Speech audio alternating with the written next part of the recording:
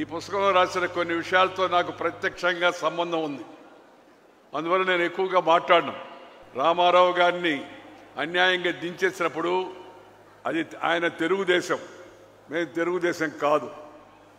అయినప్పటికీ కూడా ఆయన చంద్రబాబు నాయుడు గారంటే వాళ్ళ అల్లుడు ప్లస్ వాళ్ళ పార్టీ. సహజంగా వాళ్ళు రామారావు గారికి సపోర్ట్ చేయడంలో చేయాల్సిన కర్తవ్యం వాళ్ళ పైన ఉంది.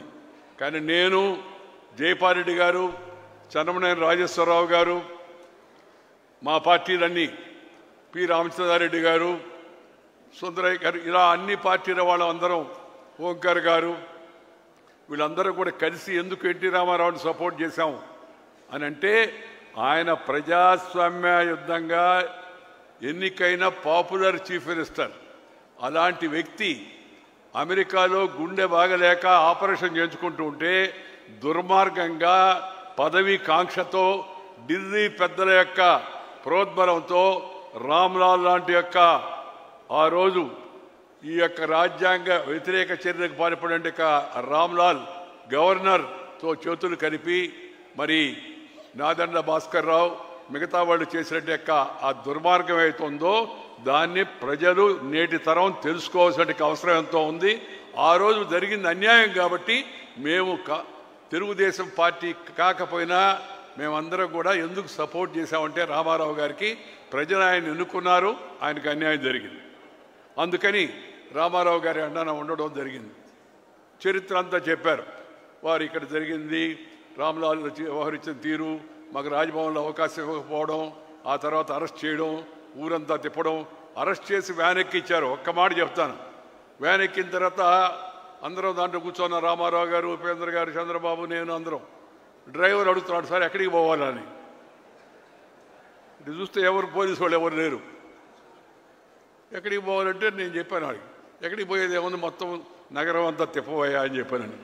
అంతకుముందు దాకా రామారావు గారు ముఖ్యమంత్రిగా ఉన్నాడు గంట కిందట. ఈ వ్యాన్లో కూర్చొని చేతికర్ర గడ్డం కింద పెట్టుకొని కూర్చోన్నాడు తిరిగిపోతుంటే. అందరికీ అప్పుడు టీవీలు లేవు, ఇంత ప్రచారం లేదు. వెంటనే అందరికీ ఆశ్చర్యం కలిగింది, ఓహో ఈయన్ని అరెస్ట్ చేశారా అనే విషయం జనానికి తెలిసేటికి అవకాశం కలిగింది. ఈ ప్రపంచంలో అతిపెద్ద ప్రజాస్వామ్యం మన దేశంలో ప్రజాస్వామ్యాన్ని నిస్సిగ్గుగా కూనీ చేసే ప్రయత్నం చేస్తే దాన్ని రక్షించుకోవడానికి ఒక గొప్ప ఉద్యమం, అదే ప్రజాస్వామ్య పరిరక్షణ ఉద్యమం. చరిత్ర పుస్తకాల్లోనే కాదు, రాజనీతి శాస్త్రంలో కూడా చేర్చాల్సిన అంశం ఇది. సమాజంపై సానుకూల ప్రభావం చూపించేవారు కొందరు ఉంటారు. అటువంటి గొప్ప నేతల్లో శ్రీ ఎన్టీ రామారావు గారు ఒకరు. చలనచిత్ర రంగంలో కోట్లాది మంది అభిమానులను ఆయన సంపాదించారు. ఒకవైపు పురాణ పాత్రల ద్వారా, అలాగే సమాజంలో ఆధ్యాత్మిక భావనను పెంచుతూ, మరొక వైపు సాంఘిక చిత్రాల ద్వారా సమాజంలో ఉన్న జాడ్యాలపై ప్రజలను వివేకవంతులు చేశాడు. ఆయన రాజకీయాల్లో ఆయన కోట్ల మంది గుండెల్లో నిలిచిపోయారు. ఆయన రాజకీయ ప్రవేశం ఎందరో జీవితాలని మంచి మార్పు తీసుకొచ్చింది, నాణ్యమైన జీవితాన్ని చూపించింది. ఆయన నటుడు, ఆ నటుడు యొక్క మిగతా వివిధ పార్శ్వాలు అవన్నీ నేను ఇప్పుడు ఇంతకుముందు ఒకసారి మనం మాట్లాడున్నాం, మళ్ళా దాని గురించి చెప్పను. కానీ ఆయన రాజకీయ రంగ ప్రవేశం చేసిన కాలం ప్రత్యేకమైంది. దేశంలో, రాష్ట్రంలో కాంగ్రెస్ నిరంకుశంగా పరిపాలన సాగిస్తూ ఉంది.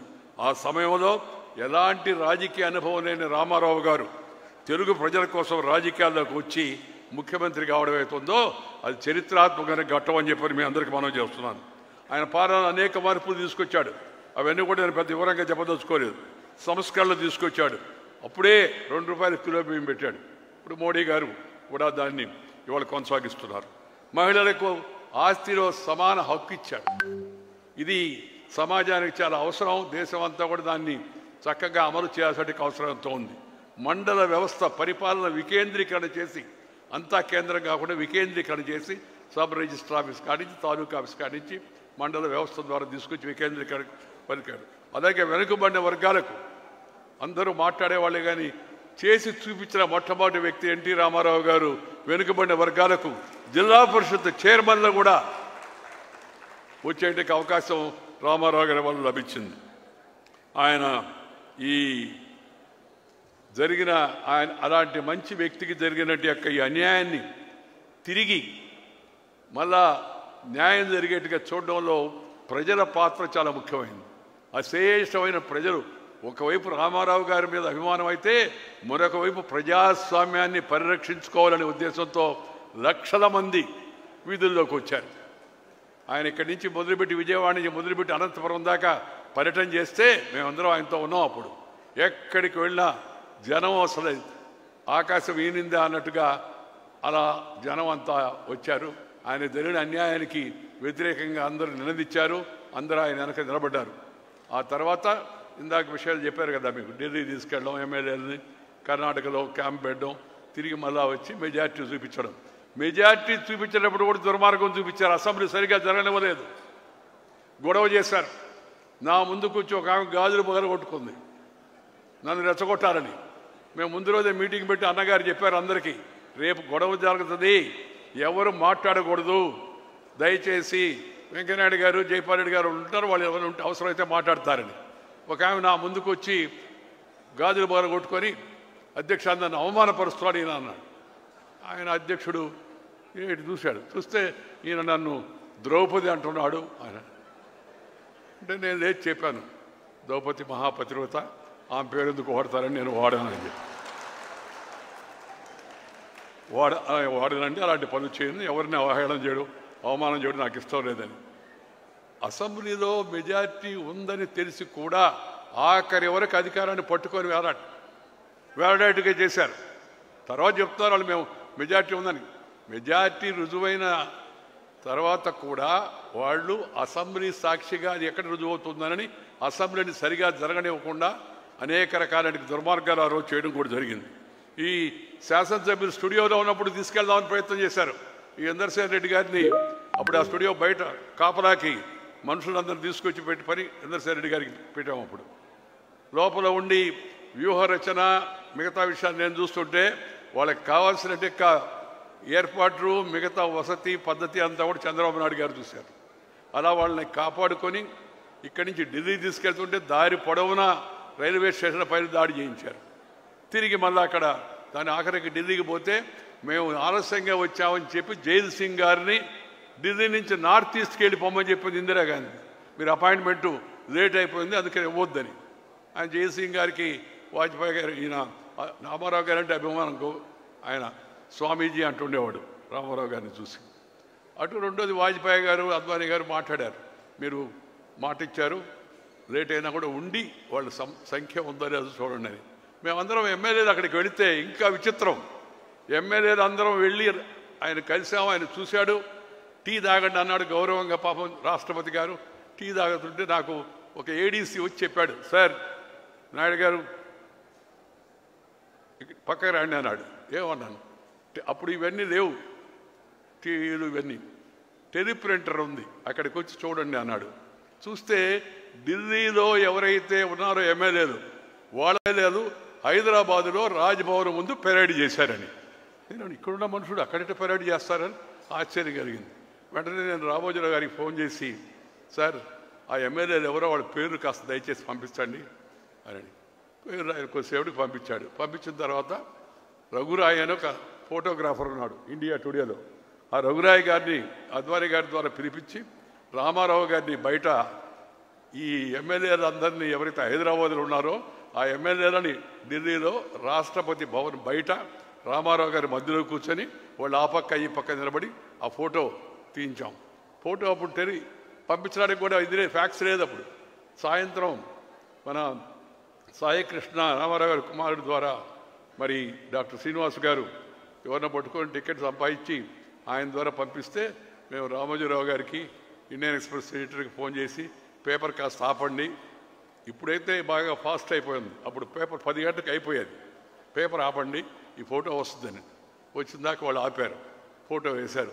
అసలు ఢిల్లీలో నకిలీ హైదరాబాదులో అని మరుసటి రోజు పతాక శీర్షికలో వచ్చింది. దాంతో అతను కుట్ర ఇదైపోయింది.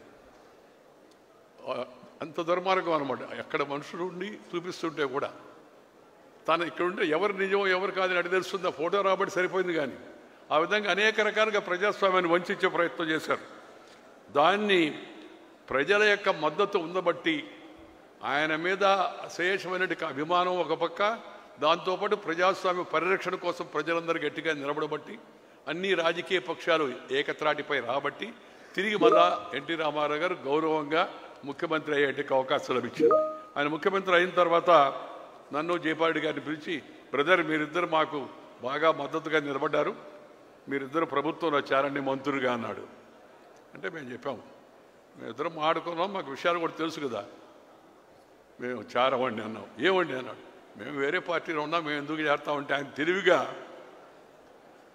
మీరు పార్టీ మారబడలేదు, మిత్రపక్షాలుగా అందరం కలిసి మిశ్రమ ప్రభుత్వం ఏర్పాటు చేద్దాం అన్నాడు.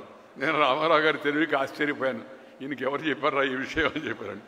సరే అయినా కూడా చెప్పాము, మేము ప్రజాస్వామ్య పరిరక్షణ కోసం సిద్ధాంతం కోసం వచ్చామే కానీ పదవి కోసం రాలేదు, పదవి తీసుకోమని గౌరవంగా సున్నితంగా ఆయనకు చెప్పడం జరిగింది. ఈ సందర్భంగా రామారావు గారు రాక ఆయన ముఖ్యమంత్రి, తెలుగుదేశం పార్టీ ఏర్పాటు, ముఖ్యమంత్రి కావడం, అలాగే ప్రజాస్వామ్యానికి జరిగినట్టు ఈ అన్యాయం దాన్ని ఎదుర్కోవడంలో ప్రజలు చూపించినట్టు చొరవతో పాటు ముఖ్యంగా ఇంకొక వ్యక్తిని కూడా మనం గుర్తు చేసుకోవాల్సి ఉంది. స్వర్గీయ రామోజీరావు గారు ఈనాడు పత్రిక నిర్వర్తించిన పాత్ర ఏతుందో అది చాలా గణనీయమైంది. ప్రతి విషయాన్ని ఆయన చక్కని మార్గదర్శనం చేసి సమాచారాన్ని సేకరించి ఆ సమాచారాన్ని అంతా వీళ్ళకి అందజేసి మంచి అభ్యర్థుల ఎంపిక దగ్గర నుంచి జరిగినట్టు దుర్మార్గాన్ని మళ్ళా ప్రజలకు కళ్ళగట్టేట్టుగా చూపించిన విషయం వరకు రామోజీరావు గారు చాలా గట్టిగా సిద్ధాంతపరంగా నిర్ణయం తీసుకొని ఆయన పత్రిక చాలా గట్టిగా నిలబడింది. అందువల్ల ఈ సందర్భంగా ఆయన కూడా మన మధ్య లేడు కాబట్టి ఆయన కూడా స్మరించుకోవాల్సిన ప్రజాస్వామ్య పరిరక్షణకు ఆయన చేసిన కృషిని కూడా మనందరం గుర్తు చేసుకోవాల్సిన అవసరం ఎంతో ఉందని ఈ సందర్భంగా మీ అందరికీ మనవి చేస్తున్నాను. నేను ఆఖరిగా ఇప్పుడు ముఖ్యమంత్రి గారు కూడా ఉన్నారు కాబట్టి ఆయన చాలా తెలివిగా నాకన్నా ముందే మాట్లాడాడు. ముఖ్యమంత్రి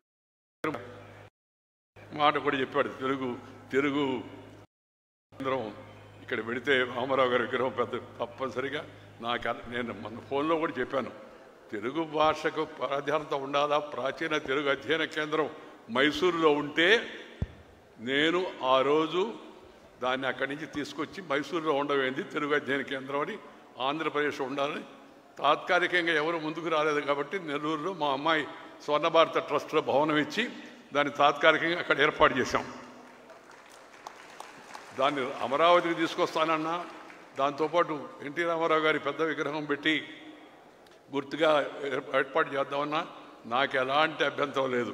నేను కోరేది ఒకటే, రామారావు గారు మీద మాకు అభిమానానికి ఒకటి కాంగ్రెస్ వ్యతిరేకత, రెండు ఆయన భారతీయ సంస్కృతి పట్ల తెలుగు భాష పట్ల ఆయన చూపిన అభిమానం, ఆయన తెలుగు మాట్లాడే తీరు, దానికి ఇచ్చిన గౌరవం అవుతుందో దాన్ని దృష్టిలో పెట్టుకొని ఆంధ్రప్రదేశ్ ప్రభుత్వం కూడా పరిపాలన తెలుగులోనే ఉండాలి.